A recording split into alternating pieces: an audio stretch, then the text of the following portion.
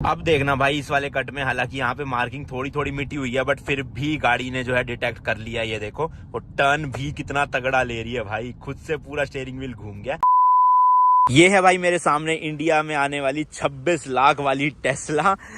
मजाक कर रहा हूँ भाई, ये टेस्ला नहीं है, ये है अपनी महिंद्रा की XUV 700 AX7 लग्जरी पैक, जो इसका top of the line petrol automatic. और वैसे इसको अगर हम इंडिया की 26 लाख वाली टेस्ला भी कहें ना तो कुछ गलत नहीं है भाई, क्योंकि इसके अंदर ऐसे ऐसे कुछ गजब के फीचर्स आते हैं ना, वो हम सब इस वीडियो में बात करेंगे। बट आपको मैं दिखा दूं, यहाँ पर एक ये कैमरा या सेंसर लगा हुआ है ना, तो इस गाड़ी के अंदर आता है भाई ADAS, ADAS, उसका ये सेंसर है। गाड़ी के अंदर चलते फटाफट से और फिर आपको दिखाता हूँ ऐसे क्या क्या फीचर्स की मैं जो बातें मार रहा हूँ ना, कि भाई साहब इसको मैंने इंडिया का 26 लाख वाली टेस्ला का किताब दे दिया है ना। अब क्यों मैं इसे इंडिया की 26 लाख वाली टेस्ला बोल रहा हूँ वो मैं आपको बताता हूँ फीचर्स वाइज। इस गाड़ी के अंदर ना भाई आपको ADAS सिस्टम मिलता है, जो आप यहाँ से कर सकते हो। ये जैसे मैं बटन दबाऊंगा देखना, थोड़ा आगे जाऊंगा, ये आ गया सेटिंग, सॉरी।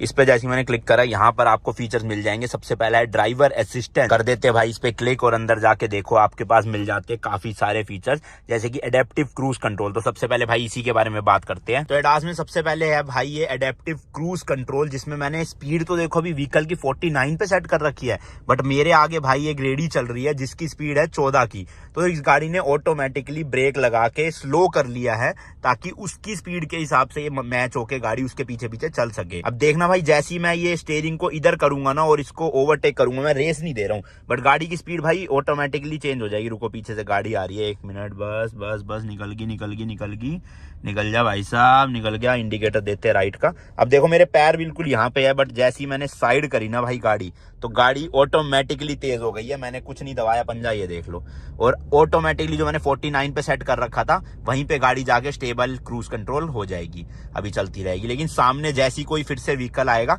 ये गाड़ी ब्रेक लगाएगी, स्लो होगी एंड उसके हिसाब से चलेगी। एक और चीज मैं आपको अभी दिखाना चाहता हूँ, मान लो ये मेरे सामने जो ऑटो चल रहा है ना, अगर ये इसी स्पीड में चल रहा है तो ठीक है, चलती रहेगी, बट अगर ऑटो भी अपनी स्पीड बढ़ाएगा ना तो गाड़ी भी ऑटोमेटिकली स्पीड बढ़ाएगी। ये देखो, अभी तक ये 16-17 पे चल रही थी, बट ऑटो ने स्पीड बढ़ाई तो 21 पे होगी। अब ऑटो ने स्पीड स्लो कर ली तो ये भी खुद से स्लो हो रही है। मैं कुछ नहीं कर रहा हूँ, नीचे मेरे पैर बिल्कुल दूर है।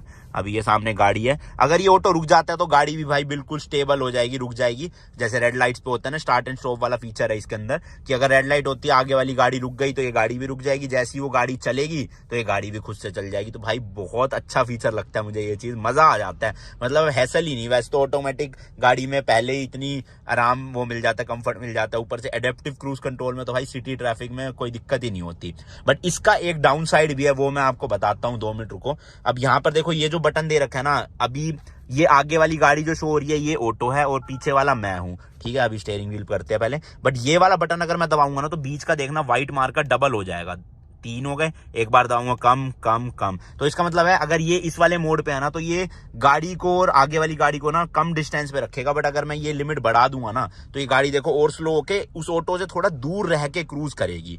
फिर मैं अगर एक और बार दबा दूंगा तो ये थोड़ा और डिस्टेंस कम हो गया, एक बार और दबा दूंगा ये और डिस्टेंस कम हो जाएगा ऑटो और गाड़ी के बीच में। एंड जो सबसे कम वाला है भाई ये है, बट ये इसका जो सबसे कम फीचर भी है ना, वो भी भाई मेरे को लगता है थोड़ा डिस्टेंस ज्यादा है, उससे कम होना चाहिए था। क्योंकि होता क्या, जब हम हाईवे पे एक्सप्रेस वे पे चल रहे हैं और आगे मान लो कोई गाड़ी आती है तो ये बहुत दूर से, मतलब इतने डिस्टेंस से भाई ब्रेक लगा देती है गाड़ी। तो हमारे जो पीछे आ रहे हैं भाई उसको तो आदत नहीं है इतना देखने की नॉर्मल इंडिया में कि बंदे ने दूर से ब्रेक लगा दी, तो ये हो सकता है वो पीछे से आके भाई ठोक दे, क्योंकि उसको अंदाजा नहीं होगा कि सामने वाली गाड़ी इतनी जल्दी ब्रेक लगा सकती है। तो इसलिए थोड़ा सा ना इंडियन कंडीशन में ये चीज एक तरह से आप कह सकते हो डिसएडवांटेज भी और बहुत बड़ी एडवांटेज भी है।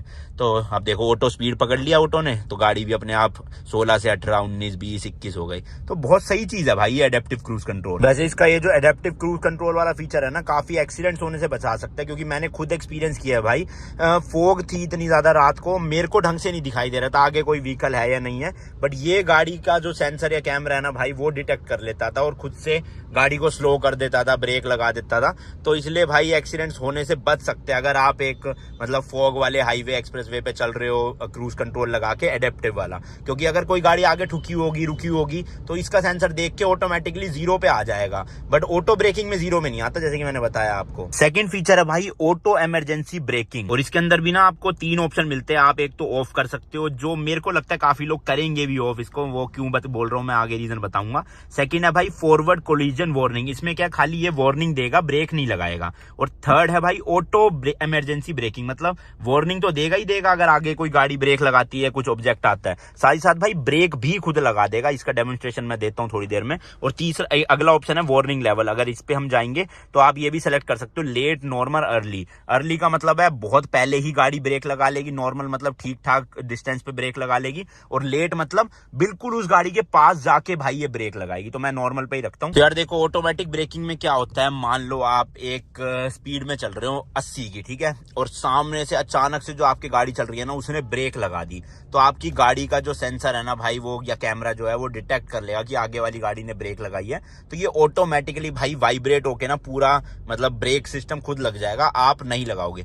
बट इसमें एक और चीज है भाई कि मान लो अगर वो गाड़ी बिल्कुल 80 की स्पीड से 0 की स्पीड पे हो जाती है, तो ऐसा नहीं है कि ये गाड़ी भी 0 हो जाएगी। अगर आपने एडेप्टिव क्रूज कंट्रोल लगाया वो अलग बात है, बट भाई अगर ऑटोमेटिक पार्क मतलब ब्रेकिंग की बात करी जाए तो ये गाड़ी सिर्फ अपनी स्पीड को 40 से कम करेगी, समझ रहे हो, मतलब ये पूरी रुकेगी नहीं। बट आपको भाई इतना ना वो एकदम झटका सा मिलता है ना कि हाँ यार सामने वाले ने ब्रेक लगाई है, तो आप अपना फटाफट से पैर उठा के ब्रेक लगा दोगे। तो पूरी गाड़ी को ये रोकता नहीं है कि आप समझो सामने गाड़ी आ गई और अपनी गाड़ी भी 100 की स्पीड से सीधा 0 हो जाएगी और ब्रेक खुद ही लग जाएगी, ठुकेगी नहीं, आपको खुद से भी लगानी पड़ेगी। बट जो इनिशियल ब्रेकिंग है ना वो ये गाड़ी प्रोवाइड करेगी एंड एकदम से झटका भी देगी आपको ताकि आप ब्रेक लगा सको। अब ये जो ऑटोमेटिक ब्रेकिंग है ना इसका एक डिसएडवांटेज भी है, जब आप एक ट्रैफिक में से भाई ऐसे बीच बीच में से कट मार मार के ओवरटेक करते हो ना, तब ये ब्रेक अचानक से लग जाती है और हमें आदत नहीं होती उस चीज की, तो ओवरटेकिंग में ना बहुत ज्यादा मतलब एनोइंग सी हो जाती है ये चीज। तो इसको आप इसलिए ऑफ भी कर सकते हो, जो मैंने आपको ऑप्शन दिखाया था ना, या फिर आप खाली कोलिजन ओनली पे भी क्लिक कर सकते हो कि उसमें आपको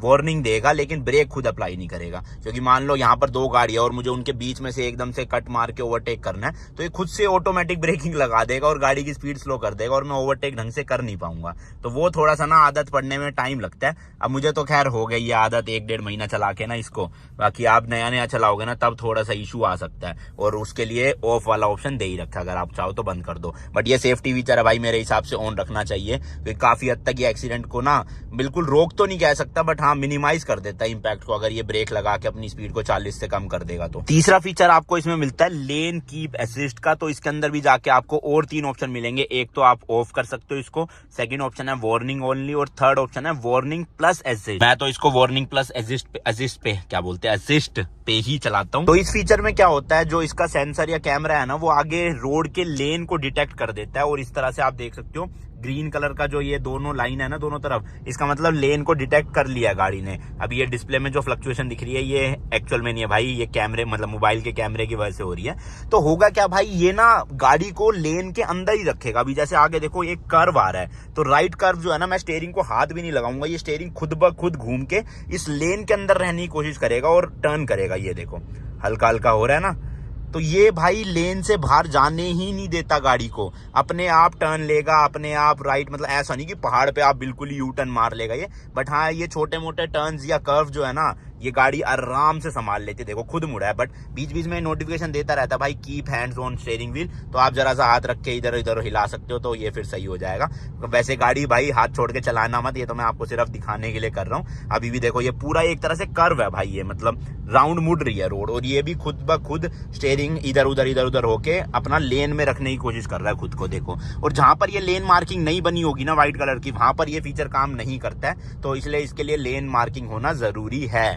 तो कुछ कुछ जगहों पे ये काम आता है, वैसे इतना यूजफुल फीचर नहीं है। हाँ इसमें जो आपको मैंने वार्निंग वाला ऑप्शन दिखाया था ना खाली, उसमें क्या होता है जैसे ही आप लेन चेंज करने लगोगे ना अपनी, तो स्टीयरिंग ना आपका थोड़ा हार्ड हो जाएगा और ये आपको गाड़ी ना रोकेगी लेन चेंज करने से। बट अगर आप इंडिकेटर दे के भाई लेन चेंज करोगे ना तो इजीली हो जाएगा। अभी पीछे से गाड़ी आ रही है, मैं करके दिखाता हूँ। तो अभी देखो मैं नॉर्मली राइट लेन में लूंगा ना तो ये रजिस्ट करेगा स्टीयरिंग व्हील, थोड़ा सा वो कर रहा है कि नहीं यार तुम लेन में चलो, बट वही अगर मैं नॉर्मल, देखो अभी इस लेन में आ गया हूं मैं, चलो थोड़ी आगे चलने देते हैं। अब मैं इसको लेफ्ट इंडिकेटर दूंगा और फिर अगर लेफ्ट लूंगा ना भाई तो बहुत इजीली जो है वो टर्न ले रहा है, क्योंकि इंडिकेटर दे दिया है हमने। तो ये चीज मुझे अच्छी लगती है भाई काफी। अब देखना भाई इस वाले कट में हालांकि यहाँ पे मार्किंग थोड़ी थोड़ी मिटी हुई है, बट फिर भी गाड़ी ने जो है डिटेक्ट कर लिया। ये देखो, और टर्न भी कितना तगड़ा ले रही है भाई, खुद से पूरा स्टीयरिंग व्हील घूम गया। और रोड में सही में भाई मार्किंग बिल्कुल मिट्टी सी पड़ी है, थोड़ी थोड़ी दिख रही है, लेकिन गाड़ी का सेंसर इतना तगड़ा है कि प्रॉपर जो है वो देखो। ओए होए होए होए होए भाई, गजब की ये है ना इंडियन टेस्ला 26 लाख में। अभी भी देखो स्टीयरिंग व्हील पूरा घूम रहा है जब तक ये टर्न खत्म नहीं हो जाता। गजब भाई गजब, क्या बात है। अब ये बाइक वाला आगे ले आएगा तो ब्रेक लगा दी, गाड़ी ने खुद से ही स्लो कर लिया, मैंने कुछ नहीं करा भाई, सब छोड़ रखा मैंने तो। चौथा फीचर है भाई स्मार्ट पायलट असिस्ट, जो मैंने आपको बताया बेसिकली लेन मतलब लेन में ही रहता है, वही है, तो ये ऑन रखना हमेशा, मैंने भी ऑन रख रखा है। पांचवा है भाई हाई बीम असिस्ट, ये मेरा फेवरेट फीचर है, अपनी गाड़ी को लेके नहीं, अगर सामने से जो गाड़ी आ रही है ना उसमें अगर ये फीचर मिलता है तो इससे क्या होता है, अगर ये हम ऑन रखेंगे ना तो भाई सामने से कोई भी अगर गाड़ी आ रही है ना, उसकी लाइट हमारी गाड़ी पे पड़ रही है तो ये गाड़ी ऑटोमेटिकली हाई बीम से लो बीम में शिफ्ट हो जाएगी। तो बहुत होता है यार सिटी में, हाईवे में सामने वाले गाड़ी वाले भाई हाई बीम लो बीम करते ही नहीं है, हाई बीम पे चलाते रहेंगे, सामने वाला भले ही अंधा हो जाए। तो ये फीचर अगर भाई हर एक गाड़ी में आ जाए ना तो बहुत ज्यादा ईजी हो जाएगी नाइट ड्राइविंग। अपनी गाड़ी में ये फीचर है तो जैसे ही सामने से कोई गाड़ी आ रही होगी ये हाई बीम से सीधा लो बीम में शिफ्ट हो जाएगी ताकि सामने वाले को दिक्कत ना हो। बट हमें तो दिक्कत होगी ना भाई, वो बंदा तो करता ही नहीं है लो बीम, बेशरम आदमी। इसके अलावा एक और ऑप्शन है इसमें ट्रैफिक साइन रिकॉग्निशन का, तो ये भी मैंने ऑन कर रखा है। तो होता क्या, मान लो जो रास्ते में साइन बोर्ड लगे आते हैं ना कि स्पीड लिमिट 40 की है 50 की है, वो सब ना यहाँ पर शो हो जाए करेगी। तो मैं आपको एक इसका डेमो देता हूँ, कहीं पर चलते हैं जहां पर ये शो करे। ये देखो भाई यहाँ पर ये निशान आया था ना अभी, तो उस तरह से है ये व्हाइट वाला। तो ऐसी ये रोड के साइन बोर्ड्स को जो है ना रीड करता रहता है। स्पीड लिमिट के भी जब बोर्ड आते हैं 40-50 वाले तब भी ये रीड कर लेता है, यहाँ पर शो कर देगा फिर कि 40 की स्पीड लिमिट है स्लो हो जाओ, 50 की लिमिट है स्लो हो जाओ।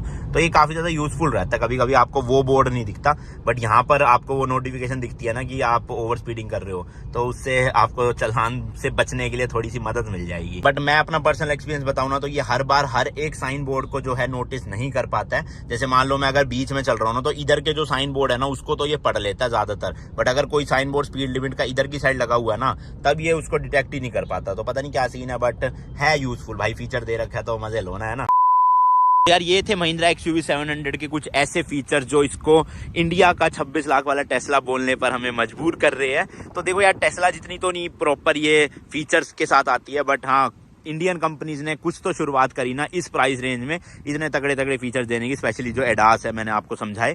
बाकी वीडियो को इतना ही रखते हैं यार, आने वाले टाइम में और इसके ऊपर वीडियोस लाते रहेंगे। आप भी कमेंट सेक्शन में बताते रहना आप क्या चाहते हो कि किस टॉपिक पे मैं वीडियो बनाऊं। बाकी मिलते हैं नेक्स्ट वीडियो में, till then goodbye, okay जी।